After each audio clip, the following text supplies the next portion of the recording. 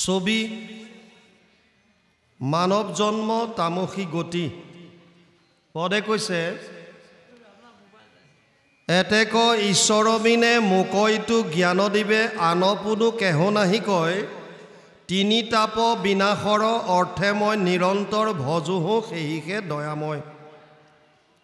আমি গৰ্ভত থাকোঁতে যিখিনি কষ্ট পাই আছোঁ বিষ্ঠাৰ গৰ্তত যদি এটা জীৱ পেলাই দিয়া হয় কেনেকুৱা কষ্ট পাব তেনেকৈ আমি বিষ্ঠা মূত্ৰৰ গৰ্তত 10 মাহ 10 দিন ধৰি সোমাই থাকিব লাগে। তাকো আনফালে যিটো গৰ্ভাগ্নি বুলি কয় জঠৰাগ্নি যিবিলাক যিটো অগ্নিয়ে আমাৰ শৰীৰত আমি গ্ৰহণ কৰা খাদ্যবিলাক উদৰত হজম কৰে যিটো জঠৰগ্নি বুলি কয় সেই অগ্নিৰ তাপ লগাতাৰ পাই থাকে। সেইকাৰণে জীৱ ইয়াত অতি কষ্ট পাইছে। ইয়াত কৈছে যে এই কষ্টৰ পৰা পৰিত্ৰাণ পাব পৰা উপায় এতেকে ঈশ্বৰ বিনে মোকইটো জ্ঞান দিবে আনপুনো কেহ নাহি কয়। ইয়াৰ পৰা পৰিত্ৰাণ পোৱাৰ মোৰ অজ্ঞানতাৰ পৰা মায়াৰ পৰা জ্ঞান দিব পৰা যদি কোনোবা আছে সেইজন হৈছে তুমি। ভগৱান কৃষ্ণৰ কথা কৈছে তিনি তাপ বিনাশৰ অৰ্থে মই নিৰন্তৰ ভজোহো সেইহে দয়াময়। পানীৰ পৰা যিমানবিলাক আমি তাপ পাইছোঁ এইবিলাক কৈছে আদি ভৌতিক আৰু এটা হৈছে আধ্যাত্মিক তাপ। আধ্যাত্মিক তাপ দুই ধৰণৰ, এটা হৈছে শৰীৰৰ আৰু এটা হৈছে মনৰ। শৰীৰৰ অসুস্থতা বিভিন্ন ধৰণৰ অসুখ অশান্তি এইবিলাকো একোটা তাপ আৰু এটা হৈছে মনৰ। মনত বিভিন্ন ধৰণৰ দুখ কষ্ট মোহত ভুগি আছোঁ। শোক মোহ মহাপংক মাজে অৰ্জুন মগন ভৈলা দেখি এই শোক আৰু মোহত বিভিন্ন ধৰণৰ মানসিক কষ্ট পাই আছোঁ। এই তিনি তাপৰ পৰা উদ্ধাৰ কৰিব পৰা যদি কোনোবা আছে তাপত্ৰয় বিনাশায় সেইজন হৈছে ভগৱান কৃষ্ণ। ইয়াত কি কৈছে এতিয়া তিনি তাপ বিনাশৰ অৰ্থে মই নিৰন্তৰ ভজোহো সেইহে দয়াময়। মই এই তিনি তাপৰ পৰা পৰিত্ৰাণ পাবৰ কাৰণে নিৰন্তৰভাৱে সেইজন ঈশ্বৰকে মই ভজন কৰিছোঁ ভক্তি কৰিছোঁ। হে প্ৰভু ভগৱন্ত মই যেন দুখ পাওঁ তজু পদে কৰোঁ নিবেদন মাতৃৰ উদৰে ঘোৰ বিস্তাৰ মূত্ৰৰ গৰ্তে পৰি মই আছোহো দুৰ্জন। হে প্ৰভু মই মাতৃৰ উদৰত বিষ্ঠা আৰু মূত্ৰৰ গৰ্তত পৰি খুব কষ্ট পাই আছোঁ। বহুত কষ্ট, মই কিমান পাপী এই কথাটো মই এতিয়া অনুভৱ কৰিছোঁ। কাৰণ আমাৰ যদি পাপে নাথাকে তেতিয়াহ'লে আমি এই জীৱৰ সংসাৰৰ পৰা মুক্তি পাম। যিটো চক্ৰত ঘূৰি আছোঁ বাৰে বাৰে জন্ম বাৰে বাৰে মৃত্যু, ইয়াৰ পৰা তেতিয়া আমাৰ মুক্তি হ'ব। বৈকুণ্ঠ ধামলৈ গুচি যাব আৰু জ্বলে যোৱাৰ পাছত ন তাদ ভাষয়তে সূৰ্য না শশাংক না পাৱক যৎ গতোৱা না নিৱৰ্তন্তে তৎ ধাম পৰমম মম। ৫ম অধ্যায় ৬ নম্বৰ শ্লোক গীতা। তাত কৈছে হে অৰ্জুন মোৰ সেইখন ধাম এনেকুৱা য'ত এইবিলাক চন্দ্ৰ সূৰ্যই প্ৰকাশ কৰিব নালাগে, স্বপ্ৰকাশিত হৈ থাকে, জ্বলে এবাৰ যোৱাৰ পাছত আৰু পুনৰ ঘূৰি আহিব নালাগে। সেইখন ধাম পাব লাগিব আৰু নোপোৱালৈকে এনেধৰণৰ কষ্ট আমি পাব লাগিব। তাতে আৰু গৰ্ভাগ্নিয়ে সমস্তে শৰীৰ দহে দিন মাহ কৰহো গণন। ইফালে হৈছে বিষ্ঠাৰ গৰ্তত পৰি আছোঁ, মূত্ৰৰ গৰ্তত পৰি আছোঁ, আনফালে গৰ্ভৰ যি জুই যি অগ্নি তাৰ তাপত তাপিত হৈ আছোঁ। কিমান কষ্ট। ইটো নিকাৰৰ হন্তে কোনদিনা কৃপা কৰি বাহিৰ কৰিবা নাৰায়ণ। হে প্ৰভু ইয়াৰ পৰা কোনদিনা তুমি বাহিৰলৈ আনিবা। কিন্তু তাৰ পাছতে কৈছে তজু উপকাৰ মই খুজিব নোৱাৰো বাপ ইটো জ্ঞান কৰিলা উদয় মোৰ কৃতাঞ্জলি বিনে আপোনাৰ নিজ গুণে সন্তোষ হৈয়ক কৃপাময়। হে প্ৰভু মই একো নাজানো, মোৰ কৃতাঞ্জলি বাদ দিয়া, তুমি তোমাৰ কৃপাৰ বলত মোক উদ্ধাৰ কৰা। মই অজ্ঞানী, মই একো নাজানো, তুমিতো কৃপাময়, তুমিতো দয়াময়, তুমি দয়াৰ সাগৰ, তুমি মোক উদ্ধাৰ কৰি লৈ যোৱা।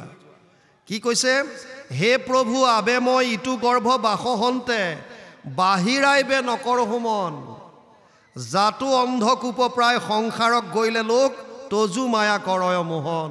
দুইফালে গৰ্ত, মাতৃ গৰ্ভত যিটো গৰ্ত বাহিৰতো একেই সংসাৰ কূপ। যদি মই বাহিৰলৈ আহোঁ তেতিয়া তোমাৰ মায়াই মোক এনেকৈ হেঁচা মাৰি ধৰিব, এই সংসাৰ গৰ্তটো মোৰ একেই গতি হ'ব। মায়াই আমাক পুতলাৰ দৰে নচুৱাই আছে, কাঠৰ পুতলাবিলাক যেনেকৈ ৰছী ধৰি নচুৱাই তেনেকৈ নচুৱাই আছে। তেবে মিছা দেহে গেহে অহংকাৰ কৰি এটি সংসাৰে ফুৰয় সৰ্বক্ষণ এতেকতে মই আবে এহি স্থানে থাকিবহো মনে চিন্তি তোমাৰ চৰণ। হে প্ৰভু, বাহিৰলৈ আহিলে তোমাৰ মায়াই ধৰিব, মিছা অহংকাৰত ভেমত বৰটোপটো হৈ এই সংসাৰত ভ্ৰমণ কৰি থাকিম, তাতকৈ প্ৰভু তোমাৰ চৰণ চিন্তি ইয়াতে থাকিবলৈ দিয়া। তোমাৰ চৰণ চিন্তি থাকোঁ, মোক ইয়াতে থাকিব দিয়া। নিজ বুদ্ধি অনুসাৰে দুৰ্ঘোৰ সংসাৰ হন্তে আপোনাক কৰিব উদ্ধাৰ যেন আৰু নোহে মৰিমত সংসাৰবিদ গৰ্ভবাস পৰমনিকাৰ। হে প্ৰভু, মই তোমাৰ চৰণ চিন্তা কৰি ইয়াতে থাকিম, যাতে আৰু এনেকুৱা দুখ পাবলগীয়া নহয়। কেতিয়া হ'ব? এই দুখৰ পৰা পৰিত্ৰাণ পোৱাৰ উপায় হৈছে মুক্তি। মুক্তি কাৰ পৰা লাগে? একাদশ স্কন্ধত লক্ষণ হৈছে মুক্তি। মুক্তি কাক লাগে? যিবিলাক বান্ধনত আছে। আপুনি বান্ধনত আছেনে নাই? যদি আপোনাৰ বন্ধনে নাই তেতিয়াহ'লে মুক্তি কিহৰ? আমাৰ বহুতে মুক্তিৰ কথা কয়, মুক্তি কাক লাগে? কোনোবা এজনক যদি বান্ধি থৈছে তেতিয়াহ'লেহে তাক মুক্তিৰ প্ৰয়োজন। আপুনি বান্ধোনত আছেনে নাই? যদি বান্ধোনতেই নাই তেতিয়াহ'লে মুক্তি কিহৰ? আমি সকলো বান্ধোনত আছোঁ। কিহৰ বান্ধোন? এই মায়াৰ বান্ধোন। যি বান্ধোনত পৰি আমি পুনৰপি জননম পুনৰপি মৰণম পুনৰপি জননী জঠৰে শয়নম, বাৰে বাৰে জন্ম, বাৰে বাৰে মৃত্যু, বাৰে বাৰে জননীৰ গৰ্ভত আমি সোমাবলগীয়া হয়, স্থান ল'বলগীয়া হয়, এই কষ্ট পাবলগীয়া হয়। এইটোৱে হৈছে বন্ধন। ইয়াৰ পৰা মুক্তি। জীৱই কৈছে, মই তোমাৰ চৰণত মোৰ নিজৰ বুদ্ধি অনুসাৰে চেষ্টা কৰিম যাতে আৰু এনেকুৱা নিকাৰ ভুঞ্জিবলগীয়া নহয়। বদতি কপিল হৰি শুনা মন থিৰ কৰি পাছে যেন জীৱৰ হয় এহিমতে ঈশ্বৰক কৰি থাকে স্তুতিনতি তেবে হোৱে জনম সময়। এনেকৈ গৰ্ভত স্তুতিনতি কৰি থাকোঁতে জন্মৰ সময় হয়। বাপজনাই প্ৰশ্ন কৰিছিলে, প্ৰশ্নকৰ্তাজন ক'লে গ'ল? আহিলে কম তেতিয়াহ'লে। বাপ আহিছে নেকি? আহক। প্ৰশ্ন কৰি আঁতৰি গ'লে কি হ'ব? 5 ধৰণৰ প্ৰশ্নকৰ্তা আছে। এবিধ প্ৰশ্নকৰ্তা আছে যোনে অতিপাত দুখত প্ৰশ্ন কৰে। যেনে এজন মানুহৰ মৃত্যু হ'ল, মৃত শৰীৰৰ গাত ভুকুৱাই ভুকুৱাই প্ৰশ্ন কৰে, তই মোক এৰি কিয় গলি? তাৰমানে এইটো তেওঁ নিবিচাৰে যে মানুহটো মৃত শৰীৰটো উঠি পেলাই কওক, অ' বোপাই মোৰ সময় হ'ল কাৰণে মই গ'লোঁ আৰু তই কন্দা কথা নকৰিবি। এইটো নিবিচাৰে, কিন্তু ভুকুৱাই ভুকুৱাই কান্দি থাকে, তই মোক এৰি কিয় গলি? কিছুমানে ক্ৰোধত কৰে, তই মোক কি কৰিব পাৰিবি? তাৰমানে এইটো নিবিচাৰে যে সি কওক যে মই তোক একে ঘোচাই দাঁতকেইটা ভাঙি দিম, এইটো নিবিচাৰে। ক্ৰোধৰ ভমকত কৈছে। এবিধ আছে যোনে নিজৰ প্ৰেজেন্সটো দিয়ে যে এইখন সভাত ময়ো আছোঁ। কবিৰ দাসৰ বিষয়ে এবাৰ স্বামী বিবেকানন্দক এজনে প্ৰশ্ন কৰিছিল, কবিৰ দাসে কিয় দাড়ি ৰাখিছিল? স্বামী বিবেকানন্দক সুধিছে। স্বামী বিবেকানন্দই কৈছে যে কবিৰ দাসে সেইকাৰণেই দাড়ি ৰাখিছিল, যদি দাড়ি নেৰাখিলেহেঁতেন তেতিয়াহ'লে আজি হয়তো আপুনি প্ৰশ্ন কৰিলেহেঁতেন যে কবিৰ দাসে কিয় দাড়ি ৰখা নাছিল, সেইকাৰণে দাড়ি ৰাখিছিল। যেনে প্ৰশ্ন তেনে উত্তৰ। এবিধ আছে যোনে ভাবে এই বাপজনক অলপমান দবাই থৈ দিওঁ, এনেকুৱা এটা প্ৰশ্ন কৰোঁ যাতে উত্তৰ দিব নোৱাৰিলে লাজ পাব, বহি যাব।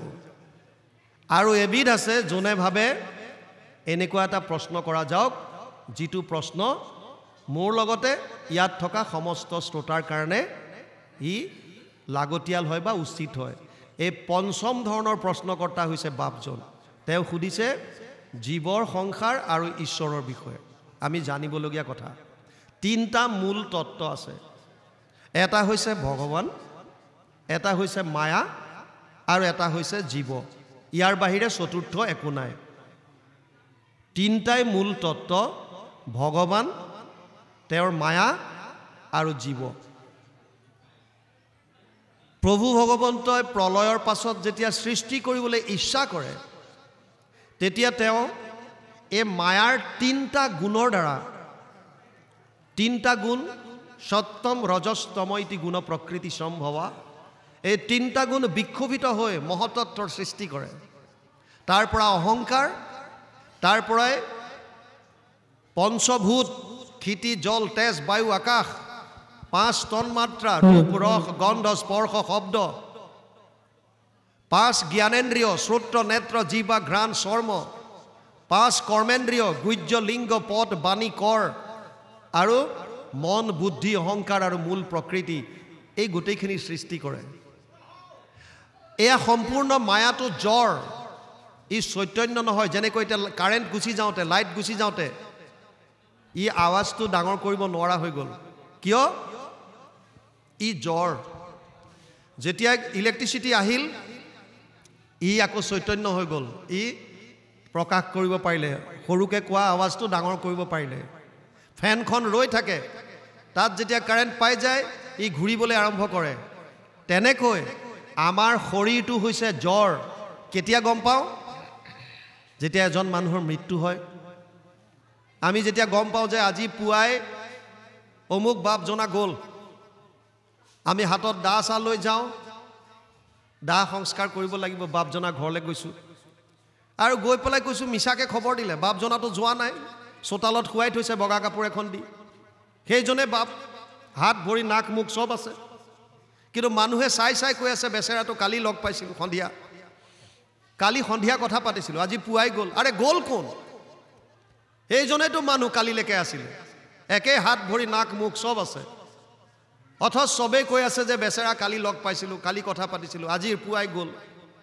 তাৰ মানে এই হাত ভৰি নাক মুখ চব যদিও আছে, এইবিলাক তেতিয়া অচেতন হৈ গ'ল, একো নাই, জ্বৰ হৈ গ'ল, জ্বৰ, চৈতন্য শূন্য। গতিকে তাক চেতন কৰি কোনে ৰাখিছিল? তেতিয়া আমি গম পাওঁ যে তাক চেতন কৰা বস্তুটোৱে হৈছে জীৱ বা আত্মা। এই আত্মাটো তাত থকালৈকে ই সচেতন কৰি আছিল। সচেতন কৰা দেহ, প্ৰাণ, ইন্দ্ৰিয়ক, জীৱক ভুঞ্জান্ত নানাবিধ বিষয়ক। জীৱ, চৈতন্য, এতিয়া তিনিটা বস্তু, ভগৱান, মায়া, জীৱ। মায়াৰ দ্বাৰা আমাৰ শৰীৰটো গঠিত। মই অলপ আগতে কৈছোঁ, এই শৰীৰটো হৈছে জ্বৰ, মন, বুদ্ধি, অহংকাৰ, এই শৰীৰৰ বস্তু। আত্মা ভগৱানৰ অংশ। মামে বংশ জীৱলোকে জীৱভূত সনাতন, 15 অধ্যায় 7 নম্বৰ শ্লোক গীতা। মোৰ অংশ জীৱ, জীৱ চৈতন্য, ভগৱানো চৈতন্য, জীৱ চৈতন্য, মায়া কিন্তু জ্বৰ। এতিয়া এই জ্বৰ শৰীৰটোক আত্মা প্ৰৱেশ কৰি, আত্মাৰ লগত পৰমাত্মা এনিটাইম থাকে, একবৃক্ষে দুই পক্ষী। আত্মা পৰমাত্মা যেতিয়া ইয়াত সোমাই যোৱাৰ লগে লগে ই চেতন হৈ যায়, সচেতন হৈ যায়, আকৌ ওলাই যোৱাৰ লগে লগে ই মৃত। এতিয়া ইণ্টাৰেষ্টিং কথাটো হৈছে, জীৱৰ সংসাৰত এই শৰীৰটোৱে যেতিয়া প্ৰাণ পায়, তেতিয়া ই কৰ্ম কৰা আৰম্ভ কৰে। আমি কাম কৰোঁ। নাহি কচ্ছিত ক্ষণমপি জাতু তিষ্ঠত্য অকৰ্মকৃত কাৰ্যতে হি অৱশ্য কৰ্ম সৰ্ব প্ৰকৃতি জেৰ গুণে। 3 অধ্যায় 5 নম্বৰ শ্লোক গীতা। কোনো মানুহ এক মুহূৰ্ত কৰ্ম নকৰাকৈ থাকিব নোৱাৰে। কাম কৰি আছোঁ। যদি আমি কৰ্ম কৰোঁ, প্ৰত্যেক কৰ্মৰ বিপৰীতে আমাৰ ফল আছে। অলপ আগত ক'লোঁ, অনিষ্টম ইষ্টম মিশ্ৰম ত্ৰিবিধা কৰ্মনা ফলম। প্ৰত্যেকটো কৰ্মৰ বিপৰীতে ভাল, বেয়া বা মিশ্ৰিত 3 ধৰণৰ কৰ্ম পাওঁ। আৰু কৰ্মৰ ওপৰত ভিত্তি কৰি আমাৰ যিটো আমি প্ৰাৰব্ধ সঞ্চিতৰ পৰা লৈ আহোঁ, সেইমতে জীৱই বিভিন্ন যোনিত ভ্ৰমণ কৰিব লাগে। 84 লাখ যোনি, যিটো মই প্ৰথমতে কৈছিলোঁ। এইটোৱে হৈছে আমাৰ সংসাৰ চক্ৰৰ মূল। কিন্তু দেৱলোক, ঊৰ্ধ্বযোনি, অধোযোনি, কীট পতংগ, পোক পৰুৱা, জীৱ জন্তু, এই দুইটা যোনি কেৱল ভোগৰ যোনি। ভোগৰ, ভোগ মানে যিটো প্ৰাৰব্ধ লৈ আহিছোঁ তাক ভোগ কৰিব পাৰিব আপুনি, কোনো সঞ্চয় কৰিব নোৱাৰে। মানুহৰ যোনিয়ে এনেকুৱা যোনি য'ত আমি ঈশ্বৰৰ ভক্তি কৰিব পাৰোঁ। এতিয়া ডাঙৰ কথা, এই শৰীৰটো শতকোটি জন্মান্তৰে হৈ মহাভাগ নৰ শৰীৰক জীৱে তেবে পাৱে লাগ। বহুত পুণ্যৰ ফলত আমি এইটো পাইছোঁ, কিন্তু ইমান এটা দুৰ্লভ বস্তু পায় আপুনি মই যদি তাক ব্যৱহাৰ কৰিব নাজানো তেতিয়া কি লাভ হ'ব? 4জন সন্যাসীয়ে হিমালয়ৰ ওপৰত তপস্যা কৰি আছিল। বাৰিষাৰ 4 মাহ কটাবৰ কাৰণে তেওঁলোক তললৈ নামি আহিল আৰু এজন ভেড়াৰখীয়াৰ তাত 4 মাহ কটালে।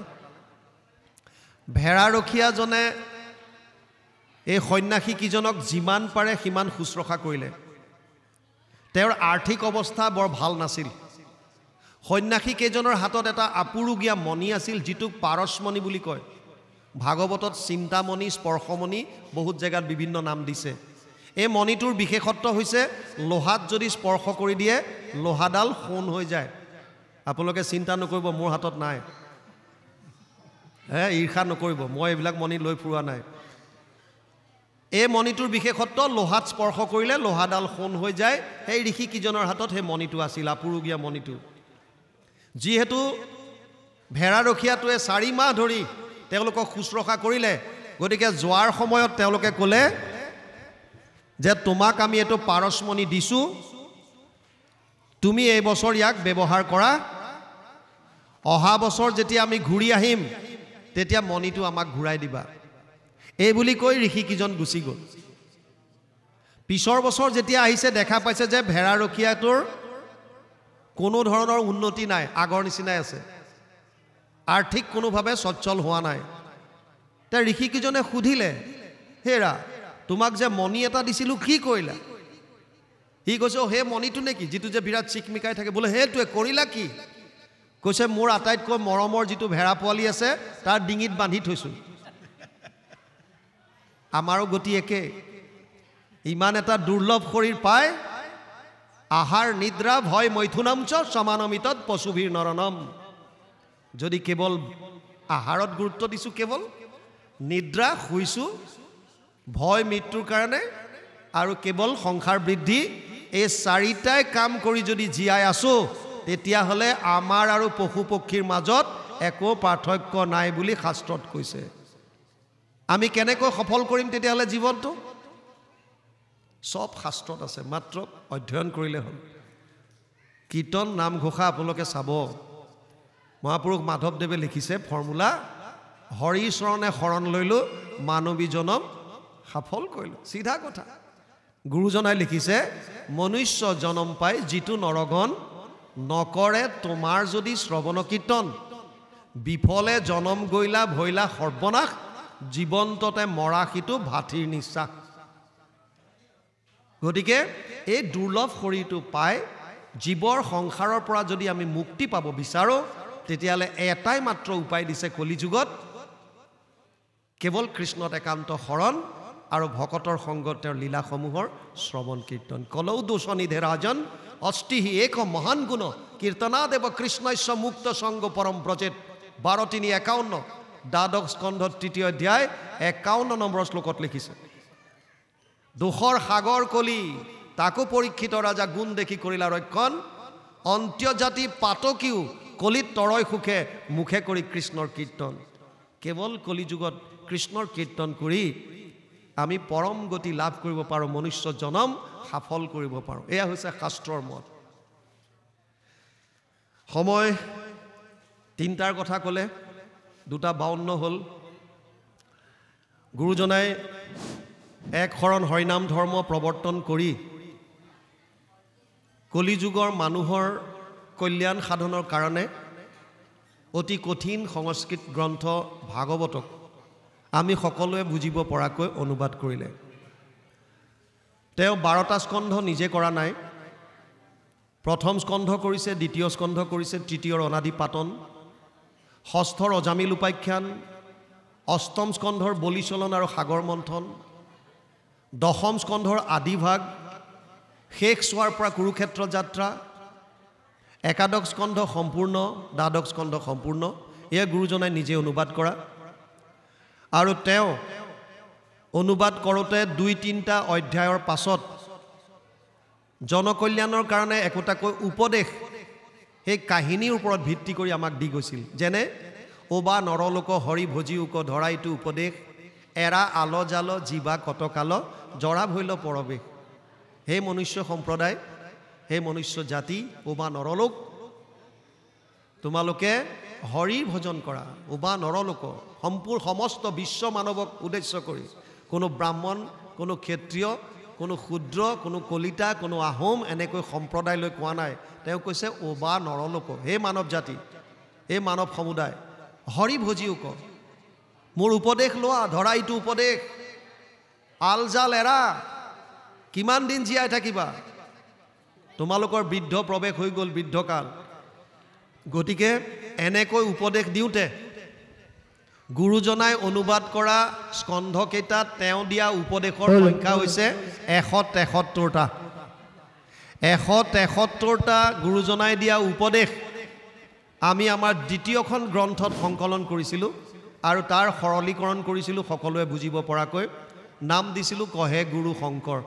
গুৰুজনাই দিয়া উপদেশসমূহৰ সংকলনৰ এখন গ্ৰন্থ কহে গুৰু শংকৰ আপোনালোকৰ সত্ৰৰ কাৰণে আমি লৈ আহিছোঁ। আমি অনুৰোধ কৰিম আপোনালোকৰ সত্ৰৰ ফালৰ পৰা কোনোবা এজন আহি আমাৰ পৰা গ্ৰন্থভাগী গ্ৰহণ কৰি আমাক কৃতাৰ্থ কৰক, আৰু তাৰ পাছতে আমিও এই আসনখন এৰি আমি আজি আপোনালোকৰ পৰা বিদায় ল'ম। কৃষ্ণ প্ৰভুজনা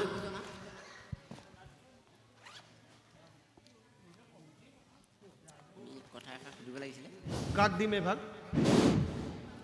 আহক, কোনোবা আহক। যদি কোনোবাই লয় তেতিয়া এনেই 250 দাম, 200কে পাব। কৃষ্ণ কৃষ্ণ বাপ, এইভাগ আপোনালোকৰ সত্ৰৰ কাৰণে আমি আগবঢ়ালোঁ। কৃষ্ণ হৰি কৃষ্ণ বাপ, কিবা সুধিব? হয় প্ৰভু, আমি আপোনাৰ প্ৰমুখ্যে সকলোকে আমি থুকবিল যুৱ সমাজৰ তৰফৰ পৰা সেৱা জনাইছোঁ। আমাৰ এটি প্ৰশ্ন আছিলে যে আমি কিছু ক্ষেত্ৰত দেখা পাওঁ এই আমাৰ নামঘৰৰ, ইভাগ নামঘৰ বুলি আমি ক'বলৈ যোৱা নাই, কিছু নামঘৰীয়া, নামতি, পাঠেকী, দেউৰী, ভোজ ৰান্ধনি, এখেতলোকে কেতিয়াবা আমি কিছু কিছু ক্ষেত্ৰত দেখোঁ যে মাদক দ্ৰব্য সেৱন কৰে কেতিয়াবা। গতিকে তেখেতলোকে এই আগশাৰী ব্যক্তিসকলে প্ৰকৃততে মাদক দ্ৰব্য সেৱন কৰিব পাৰে জানো? এই প্ৰশ্নভাগ আমি অৱতাৰণা কৰি যদি আপুনি উত্তৰটো জানে নাই সেইটো কওক। কি কৈছে? মাদক দ্ৰব্য সেৱন কৰিব পাৰিনে নোৱাৰি মই বিলনীয়াৰ কথা বাদেই দিলোঁ। সাধাৰণ মানুহে পাৰেনে নোৱাৰে সেইটোকে আপুনি কওকচোন। মাদক দ্ৰব্য কোনোবাই সেৱন কৰিব লাগে বুলি সাধাৰণ মানুহে পাৰে বুলি ক'ৰবাত লিখা আছে নেকি? আমি বিলনীয়াকেইটাৰ কথা বাদেই দিলোঁ। মই খোৱা কিজনৰ কথাই কওঁ। প্ৰসাদ আগবঢ়াই দিলে যিসকলে প্ৰসাদ গ্ৰহণ কৰিব তেওঁলোকে মাদক দ্ৰব্য গ্ৰহণ কৰিব পাৰে বুলি ক'ৰবাত আপুনি পাইছে নেকি? আমি পোৱা নাই। চাওক, যিটো বস্তু গ্ৰহণ কৰিলে আমাৰ সাধাৰণ জ্ঞানকণো নাশ হয়। মইতো কেতিয়াবা আচৰিত হওঁ, মানুহে পইচা দি এনেকুৱা এটা দ্ৰব্য ক্ৰয় কৰি আনে যিটো খোৱাৰ পাছত তেওঁৰ নিজৰ জ্ঞান শূন্য হয়। তাৰ মানে আমি পইচা দি পেলাই আমাৰ নিজৰ জ্ঞানটো শূন্য কৰি আছোঁ। গতিকে তেওঁলোকক আপুনি কি ক'ব? মইতো বিলনীয়া, নামঘৰীয়া, পাঠকীয়া কথাটো বাদেই দিলোঁ। সাধাৰণ মানুহৰ কাৰণেও গ্ৰহণযোগ্য নহয়। সুৰাপান আমাৰ কাৰণে নহয়। যিটো বস্তুৱে আমাক আমাৰ মনটো চঞ্চল কৰি তোলে, উত্ৰাৱল কৰি তোলে, সাধাৰণ জ্ঞান শূন্য কৰি দিয়ে, যিটো গ্ৰহণ কৰাৰ পাছত আমি নিজৰ কৰ্তব্য কি, আমাৰ নিষিদ্ধ কি, এই সাধাৰণ জ্ঞানকণো আমি হেৰুৱাই পেলাওঁ। গতিকে সেইটো বস্তু কেতিয়াও গ্ৰহণযোগ্য হ'ব নোৱাৰে। লাগিলে বিলনীয়া পাঠকীয়ে হওক, লাগিলে সাধাৰণ ভকতজনে হওক, সাধাৰণ এজন ব্যক্তিয়ে হওক, কাৰোৰ কাৰণে এইটো গ্ৰহণযোগ্য হ'ব নোৱাৰে। কিহৰ কাৰণে দিছিলে শুনক। সুৰাটো আমাৰ ইয়াৰ কাৰণে নহয়। আমাৰ পৃথিৱীখন এনেকুৱা, কিছুমান জেগাত গোটেই বছৰটো ঠাণ্ডা হৈ থাকে, অতিপাত ঠাণ্ডা। তেওঁলোকে বৰফতে থাকিবলগীয়া হয়। তাৰ পৰা পৰিত্ৰাণ পাবৰ কাৰণে, কিছু গৰম হ'বৰ কাৰণে তেওঁলোকৰ এটা বস্তু উলিয়াই ল'লে যে আমি সুৰা পান কৰিম, বডিটো অকণ টেম্পাৰেচাৰটো বঢ়াই ৰাখিম। সেই বুলি তেওঁলোকে সেইবিলাক জেগাত কৰে। এই বস্তুটো আনি পেলাই আমাৰ ইয়াত দি পেলাই আপোনালোকে সুৰাই কওক, যিয়েই কওক, আমাৰ মানুহখিনিক মতলীয়া কৰি তুলিলে। আৰু আমিবিলাকে ফৰেনৰ বা পশ্চিমীয়া সংস্কৃতিটো আঁকোৱালি লৈ আমাৰ নিজস্ববিলাক পাহৰি গৈ আছোঁ। আনকি মই অকল সুৰাটোৱে বাদ দিলোঁ, আমাৰ বহুতে নামৰ পৰা উঠিয়েই চাধা খোৱাত লাগে। এইটোনো কি ভাল? ধপাতৰ পৰা মানুহৰ কেঞ্চাৰ পৰ্যন্ত হৈ আছে, জানো আমি। চিগাৰেটৰ পৰা কেঞ্চাৰ পৰ্যন্ত হৈ আছে, আমি জানো। আমি সেই দুৰ্যোধনৰ নিচিনা, জানামি ধৰ্মম নাচামে প্ৰবৃত্তি। ধৰ্মক জানো মই, মানিবলৈ মন নাই। অধৰ্ম কি সেইটোও জানো, ওলাই আহিবলৈ মন নাই। আৰু সুবিধা লওঁ, হৃদিস্থিত হৈয়া তুমি যেন কৰা বাহাস্বামী, ঋষিকেশ কৰিবুতে নয়। গতিকে বাপ, এইটো গ্ৰহণযোগ্য হ'ব নোৱাৰে। বেছি নুসুধিব আৰু, আমি এই দৌৰ মাৰিম উঠি আৰু। নহয় প্ৰভু, এইটো এটা আমাৰ চলি আছে, সকলোতে পোৱাই গৈছে। এই ধৰ্মশাস্ত্ৰটো হয়। এটা সৰু কথা আমি বোধগম্য কৰিব পৰা নাই।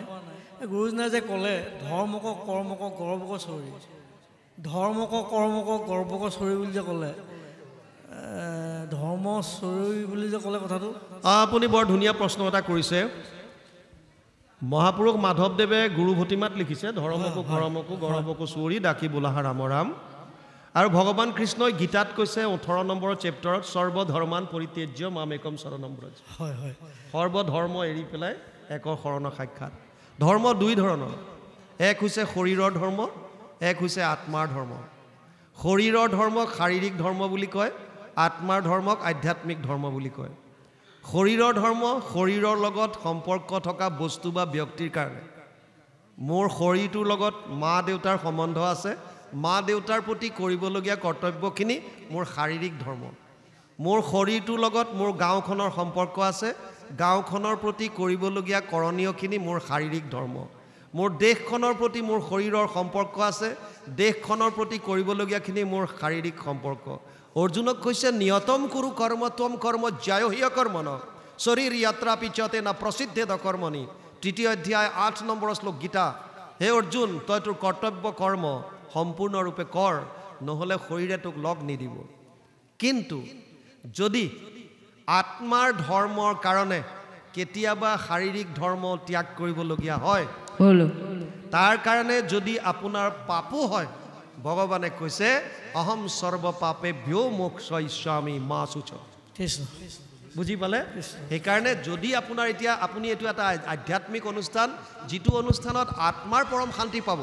আৰু এটা কথা আপোনালোকে আজি বুজি লওক, পাৰ্থ নৈব ইহ না অমূত্ৰ বিনাশস্তস্য বিদ্যতে নাহি কল্যাণকৃত কচ্ছিত দুৰ্গতিম তাত গচ্ছতি। যিটো আনন্দ আজি আপোনালোকে পাইছে, যদি সঁচাকৈ আপোনালোকে শ্ৰদ্ধা সহকাৰে শ্ৰৱণ কৰিছে, যিখিনি কথা ইয়াত আজি প্ৰভু ভগৱন্তই আমাৰ দ্বাৰা উলিয়াইছে, শাস্ত্ৰৰ যিখিনি কথা আপোনালোকে শ্ৰৱণ কৰিছে, ইয়াত যদি আনন্দ উপলব্ধি আপোনালোকে কৰিছে, এই আনন্দৰ কোনোদিন শেষ নহয় বুলি 6 অধ্যায় 40 নম্বৰ শ্লোক গীতাত লিখিছে। পাৰ্থ নৈব ইহ না অমূত্ৰ বিনাশস্তস্য বিদ্যতে। ভক্তিৰ কোনোদিন শেষ নহয়। সেইকাৰণে শাৰীৰিক ধৰ্ম কেতিয়াবা কেতিয়াবা আপুনি ত্যাগ কৰি হ'লেও আধ্যাত্মিক ধৰ্মলৈ আহিব পাৰে।